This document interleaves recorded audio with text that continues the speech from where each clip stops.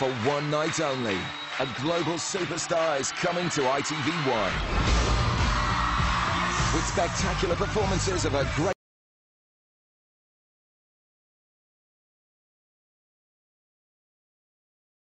hits and a chance to get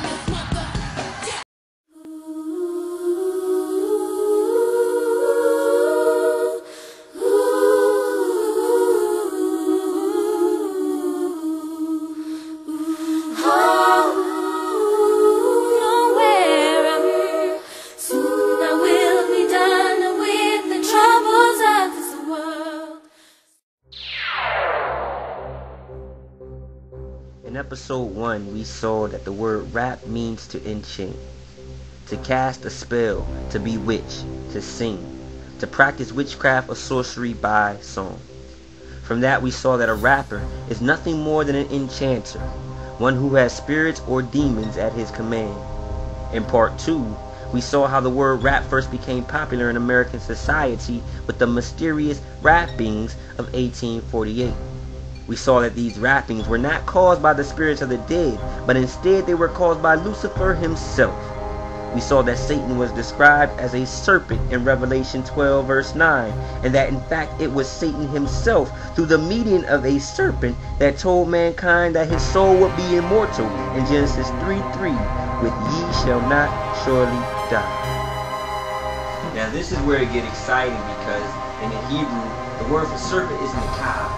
And that word simply means to whisper, a magic spell, to divine, an enchanter. If Satan equals serpent, and serpent equals enchanter, and enchanter equals rapper, then that means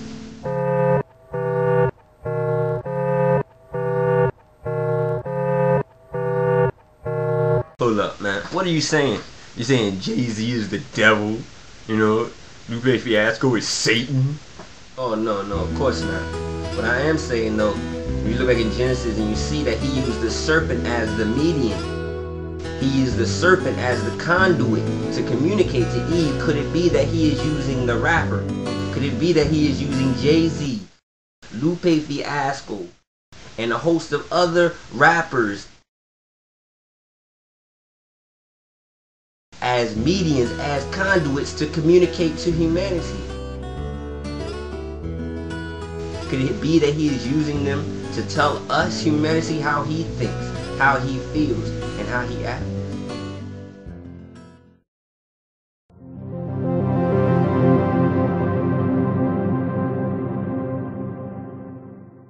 There's a text that can be found in 2 Corinthians 3 verse 18, and it establishes a principle that we need to understand if we fully want to comprehend why Satan uses rappers, why he uses hip-hop, why he uses other mediums as a conduit to communicate with humanity. In a nutshell, the text simply says that by beholding, we become changed into the image of what we beheld. Whatever our eyes see, whatever our ears hear, whatever they take in will in effect change us, will in effect change a person into the image, into the likeness of what it took in. Christ manifested this principle in the laws of nature. There is a law that all of nature upholds, a single rule that it upholds, and that law, that rule is simply this, that what goes in must come out. What one eats must eventually come out.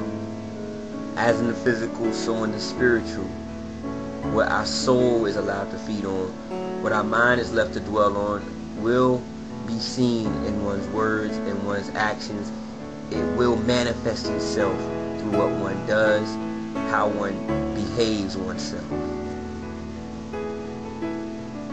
So let's think about this real quick.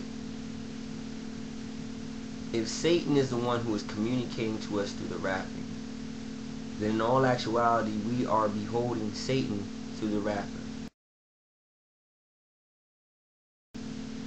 And if we are changed by what we behold, then that means we are being changed into the image of Satan through the rapping. And if what goes in must come out, if Satan is going in, then that means in all of our words, in all of our actions, and even in our thoughts, Satan is coming out. Then that means that we ourselves are becoming conduits. We ourselves are becoming mediums for Satan. If our own words aren't our own words, and our own thoughts aren't our own thoughts, then we are in all actuality under possession. We are under control.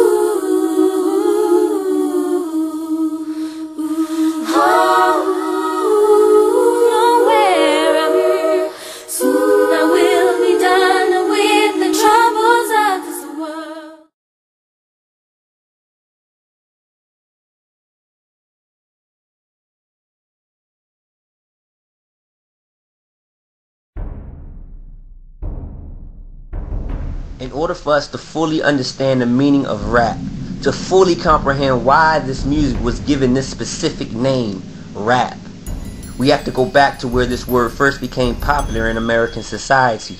We have to go back, not just to the 1980s, not just to the 70s or the 60s, but all the way back to the 1800s, almost 2 centuries ago. The year is 1848. The place, a little village outside of Rochester, New York. We enter the home of John and Margaret Fox. They have 2 daughters who live with them. Kate, who is 12 years of age, and her older sister Margaretta, who is 14. These 2 girls are the youngest of 5 children. Them and their parents have been hearing strange noises in their home lately. They've been hearing rattlings on the walls, knockings on the doors, all coming from some unidentified source. The day is March 31st, 1848. For some unknown reason, Kate yells out into the still quietness of the home, "Do as I do, Mr. Splitfoot." She claps twice, and twice the sound is echoed back to her. "Do as I do, Mr. Splitfoot?" 2 claps, 2 knocks. Someone was out there, roaming the halls of their home unseen, an intelligent someone who knew exactly what they said. From the claps and responses, a code of communication was developed. 1 knock for no, 2 knocks for yes. From this, they started to ask Mr. Splitfoot more in-depth questions, and found that Mr. Splitfoot knew more about them than they realized. On one specific occasion, Margaret Fox, the mother, asked Mr. Splitfoot, "How many children do I have, Mr. Splitfoot?" He riddled back 6 times. To this, the mother was shocked. She said, "No, Mr. Splitfoot, I only have 5. But Mr. Splitfoot insisted that she had 6 by riddling 6 more times. Then Margaret thought, a couple years ago one of her children had died, and in fact Mr. Splitfoot was correct that she had had 6 kids. But Mr. Splitfoot was insisting that she had 6 existing children. News of what was taking place in the Fox's home spread all over the New England area. Neighbors came from far and wide to inquire and commune with Mr. Splitfoot. The 2 mediums he used were Margaretta and Kate. Specific questions were asked and in-depth answers were given. These answers came to be known as the mysterious rappings.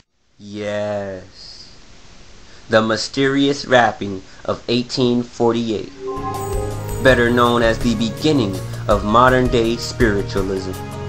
Spiritualism, a word that you will not find in the 1828 Webster. Yes, spiritualism, the belief that the dead communicate with the living.